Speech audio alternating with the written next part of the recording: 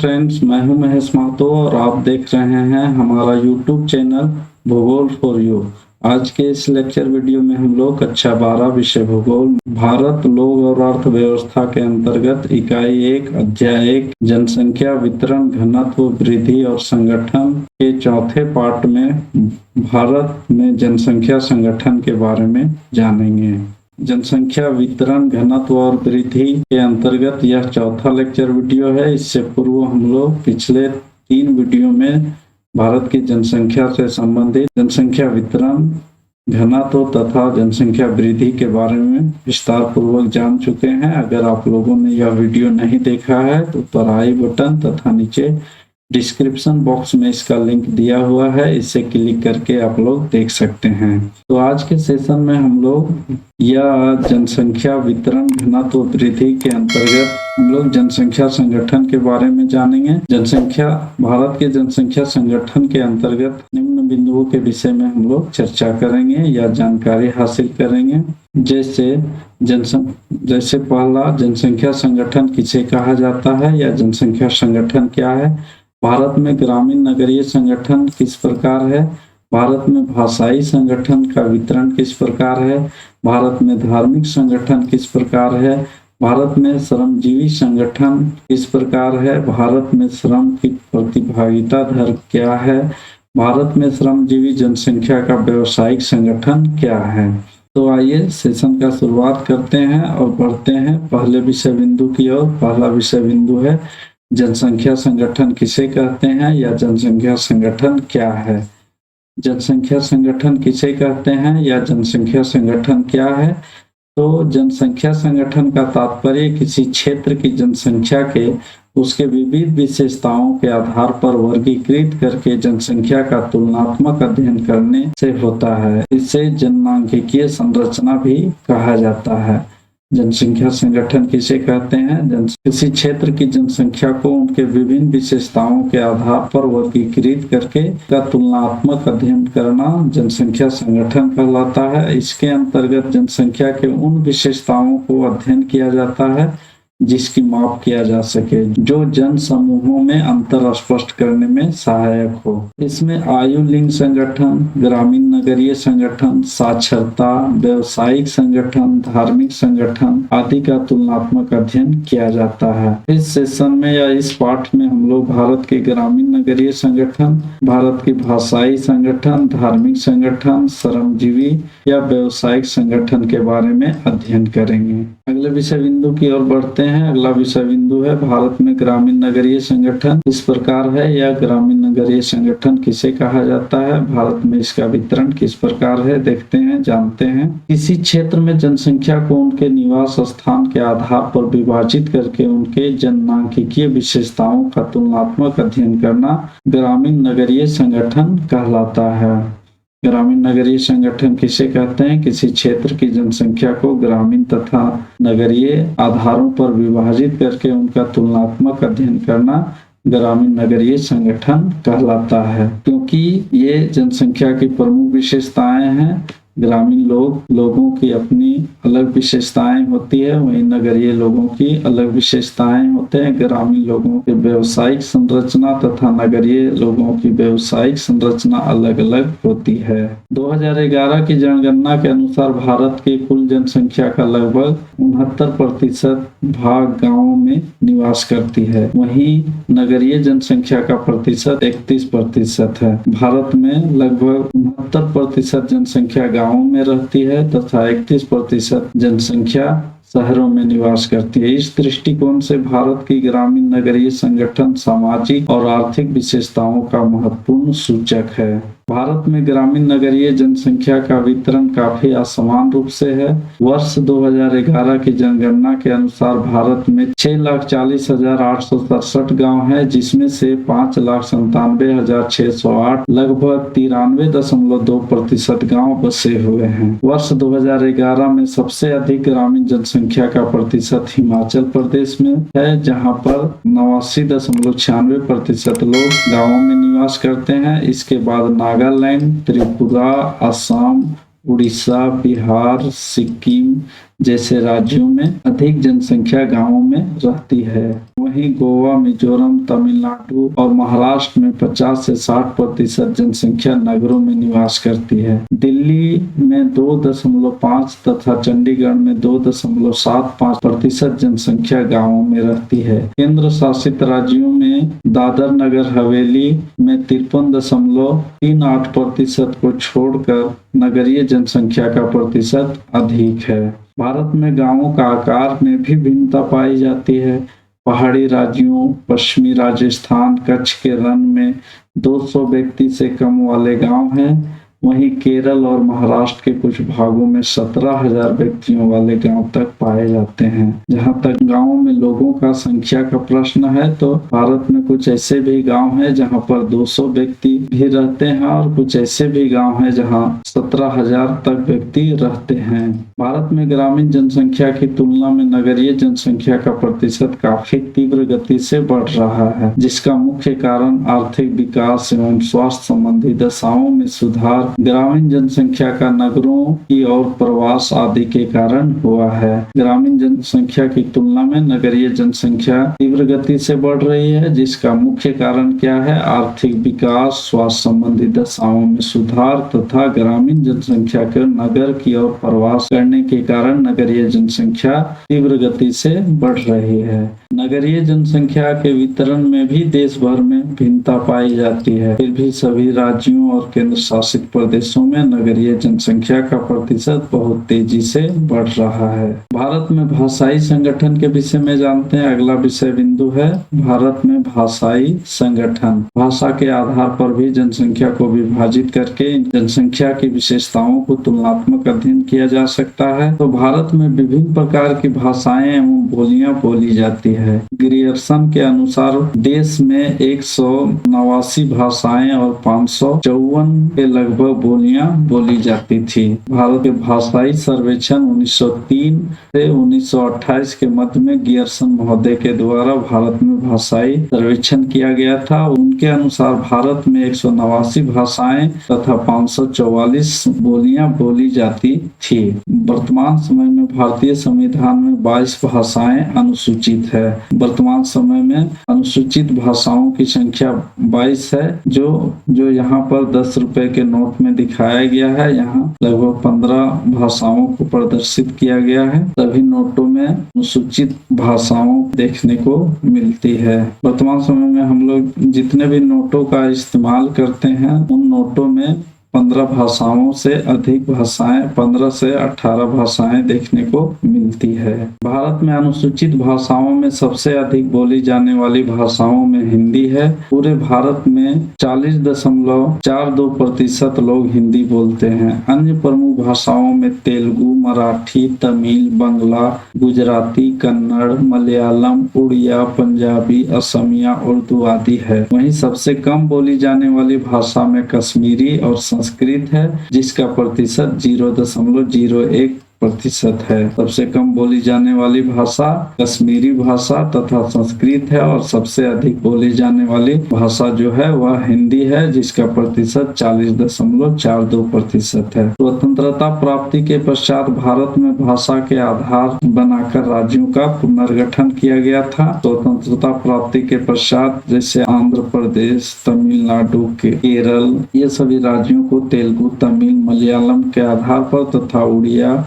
के आधार पर उड़ीसा को, बंगला के आधार पर पश्चिम बंगाल को, पंजाबी भाषा के आधार पर पंजाब को, मराठी भाषा के आधार पर महाराष्ट्र को, इस तरह से भाषाई संगठन के आधार पर राज्यों का पुनर्गठन पहली बार किया गया था। भाषाई वर्गीकरण देखते हैं। भारत में बोली जाने वाली भाषाओं को 4 भाषा परिवार में विभाजित किया जाता है। पहला ऑस्ट्रिच या निषाद, दूसरा द्रविड़, तीसरा चीनी तिब्बती या किरात और चौथा है भारतीय यूरोपीय आर्य। ऑस्ट्रिच भाषा का जो प्रतिशत है 1.38% है। यह भाषा मेघालय, पश्चिम बंगाल, निकोबार द्वीप समूह, बिहार, उड़ीसा, असम, मध्य प्रदेश, महाराष्ट्र तथा भारत के बाहर बोली जाती है। वहीं द्रविड़ भाषा बोलने वाले लोगों का प्रतिशत है 20% और द्रविड़ भाषा बोलने वाले जो लोग भारत में निवास करते हैं वह तमिलनाडु, कर्नाटक, केरल, आंध्र प्रदेश, मध्य प्रदेश, महाराष्ट्र, बिहार, उड़ीसा, पश्चिम बंगाल और मध्य प्रदेश में है। वहीं चीनी तिब्बती, जिसे किरात भी कहा जाता है, ये भाषा का प्रतिशत भारत में बोलने वाले 0.8% लोग हैं, जिसमें से जम्मू कश्मीर, लद्दाख, हिमाचल प्रदेश, सिक्किम, अरुणाचल प्रदेश, असम, नागालैंड, मणिपुर और मिजोरम, त्रिपुरा, मेघालय में बोली जाती है। और चौथी जो भाषा परिवार है वह है भारतीय यूरोपीय आर्य भाषा। आर्य भाषा बोलने वाले लोगों का प्रतिशत अधिक है, जिसका प्रतिशत 73% है।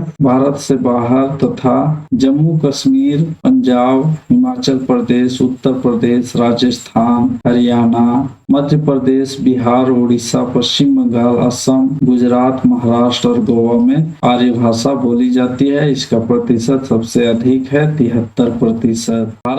अगला विषय बिंदु की ओर बढ़ते हैं। अगला विषय बिंदु है भारत में धार्मिक संगठन। धार्मिक संगठन के आधार पर भी भारत की जनसंख्या को विभाजित करके इनके जननांकिकीय विशेषताओं को अध्ययन किया जा सकता है।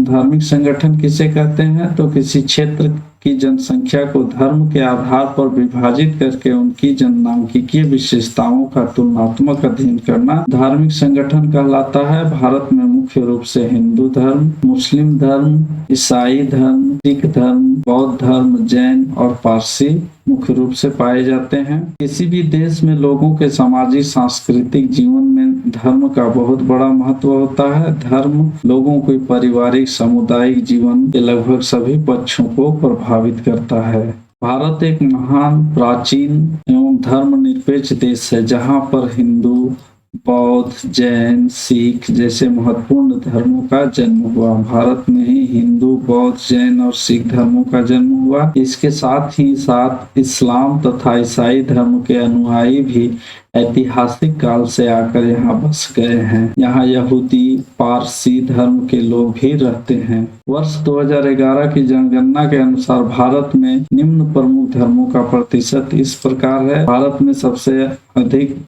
सबसे अधिक हिंदू धर्म मानने वाले लोग हैं, उसका प्रतिशत 79.8% है। मुस्लिम लोगों का प्रतिशत 14.2 है। ईसाइयों का प्रतिशत 2.3 है। सिख का प्रतिशत 1.7 है। उसी तरह से बौद्ध धर्म मानने वाले लोगों का प्रतिशत 0.7 है। जैन धर्म मानने वाले लोगों का प्रतिशत 0.4 है। अन्य धर्म मानने वाले लोगों का प्रतिशत 0.7 है तथा धर्म ज्ञात नहीं है ऐसे भी कुछ लोग हैं जो किसी भी धर्म को नहीं मानते हैं, वैसे लोगों का प्रतिशत 0.2 है। यहाँ पर रेखा चार्ट के माध्यम से बतलाया गया है, एक वृत्त चार्ट के माध्यम से बतलाया गया है कि भारत में जो जनसंख्या धर्म के आधार पर जो विभाजित है उसका प्रतिशत दिखाया गया है। या सबसे अधिक जो भाग नीला कलर का दिखाया गया है हिंदू धर्म वाले लोगों का प्रतिशत है। उसी प्रकार यहाँ लाल रंग से दिखलाया गया है, यह 14.2% है। यह मुस्लिम लोगों का है। इसके बाद आता है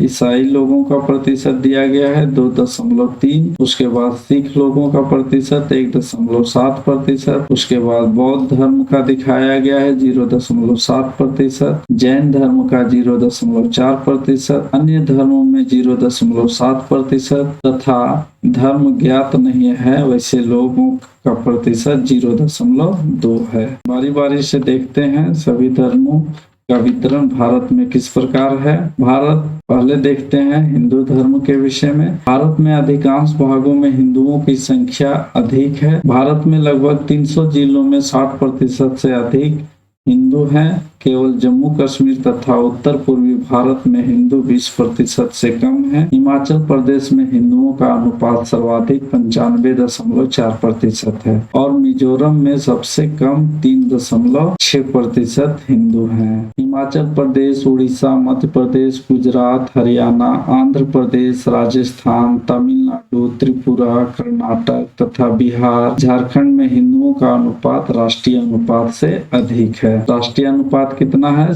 89.8% से इन राज्यों में अधिक जनसंख्या हिंदुओं की है। वहीं जम्मू कश्मीर, लद्दाख, उत्तर पूर्वी राज्यों तथा पंजाब, इसका अनुपात राष्ट्रीय अनुपात से बहुत कम है। इन राज्यों में जम्मू कश्मीर और लद्दाख है तथा उत्तर पूर्वी राज्य है और पंजाब में हिंदुओं की संख्या कम है। दूसरे धर्म को देखते हैं। मुस्लिम धर्म के विषय में जानते हैं। इसका वितरण किस प्रकार से है? यह भारत का दूसरा सबसे बड़ा धार्मिक संप्रदाय है। 2011 की जनगणना के अनुसार कुल जनसंख्या का 14.2% इनकी संख्या है। मुस्लिम जनसंख्या के दृष्टि से भारत विश्व का चौथा बड़ा देश है। इसकी संख्या सबसे अधिक उत्तर प्रदेश में है। बिहार तथा पश्चिम बंगाल दूसरे और तीसरे स्थान पर है। इसके अलावा झारखंड, जम्मू कश्मीर, केरल, उत्तर प्रदेश, उत्तराखंड, पश्चिम बंगाल में राष्ट्रीय औसत से अधिक मुस्लिम लोगों का प्रतिशत है। सबसे अधिक इसका अनुपात मिजोरम 67% है। इसके साथ साथ जम्मू कश्मीर और केरल में भी मुस्लिम लोगों का जनसंख्या अधिक है। मुस्लिमों का प्रतिशत राष्ट्रीय प्रतिशत से काफी अधिक है। केंद्र शासित राज्यों में लक्षद्वीप में इसका अनुपात 95.5% है।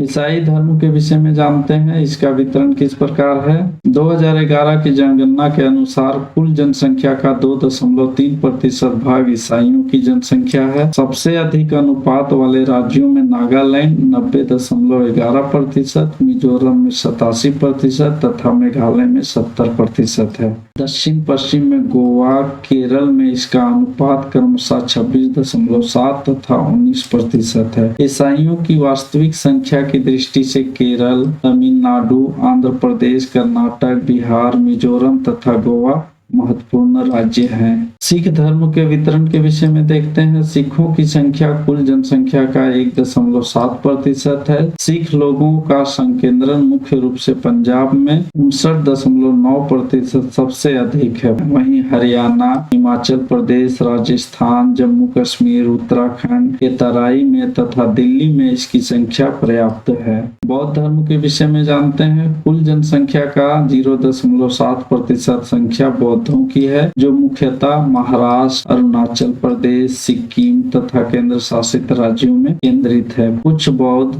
मिजोरम, त्रिपुरा तथा हिमाचल प्रदेश में भी रहते हैं। भारत में 67% बौद्ध महाराष्ट्र में है। जैन धर्म के विषय में देखते हैं। भारत में इसकी संख्या 45 लाख है, जो कुल जनसंख्या का 0.4% है। इसका संकेंद्रण महाराष्ट्र, राजस्थान, गुजरात, मध्य प्रदेश राज्यों में है। अन्य धर्मों की बात करें तो अन्य धर्मों में पारसी प्रमुख है। इसकी संख्या लगभग 10 लाख है। ये भारत के मुंबई और सूरत में सब केंद्रित हैं। इसके अलावा भारत में जनजातीय एवं अन्य निष्ठाएं और विश्वास रखने वाले सम्मिलित है। ये छोटे समूहों में केंद्रित हैं और देश भर में बिखरे हुए हैं। अब देखते हैं अगले विषय बिंदु की ओर बढ़ते हैं। अगला विषय बिंदु है भारत में श्रमजीवी संगठन किस प्रकार से है, या भारत में श्रमजीवी संगठन का वितरण किस प्रकार है जानते हैं। भारत में श्रमजीवी जनसंख्या को आर्थिक दृष्टिकोण से मुख्य श्रमिक, सीमांत श्रमिक, अश्रमिक 3 वर्गों में विभाजित किया जाता है। मुख्य श्रमिक किसे कहते हैं? तो ऐसे श्रमिकों को मुख्य श्रमिक कहा जाता है जो एक वर्ष में कम से कम 183 दिन कार्य करते हैं। वहीं सीमांत श्रमिक, वैसे श्रमिकों को सीमांत श्रमिक कहा जाता है जो एक वर्ष में 183 दिन से कम कार्य करते हैं। और अश्रमिक उन श्रमिकों को कहा जाता है जो कार्य नहीं करते हैं या कार्य करते हैं परंतु उनको मजदूरी नहीं मिलता है। ये मुख्य श्रमिक एवं सीमांत श्रमिकों पर आश्रित होते हैं। 2011 की जनगणना के अनुसार देश में श्रमिकों के अंतर्गत मुख्य श्रमिक एवं सीमांत श्रमिक दोनों का अनुपात 39.8% है। वहीं 60.2% की विशाल जनसंख्या अश्रमिकों की है। कितने प्रतिशत अश्रमिक है? 60.2%। और श्रमिकों का प्रतिशत कितना है? 39.8%। श्रमिकों के अंतर्गत मुख्य श्रमिक तथा सीमांत श्रमिक दोनों को रखा जाता है। यह एक आर्थिक स्तर को इंगित करता है जिसमें एक बड़ा अनुपात अश्रमिक जनसंख्या है, जो आगे बेरोजगार और अल्प रोजगार प्राप्त लोगों की बड़ी संख्या के होने की संभावना की ओर इशारा करता है। अब देखते हैं भारत में श्रम की प्रतिभागिता दर क्या है। भारत में श्रम की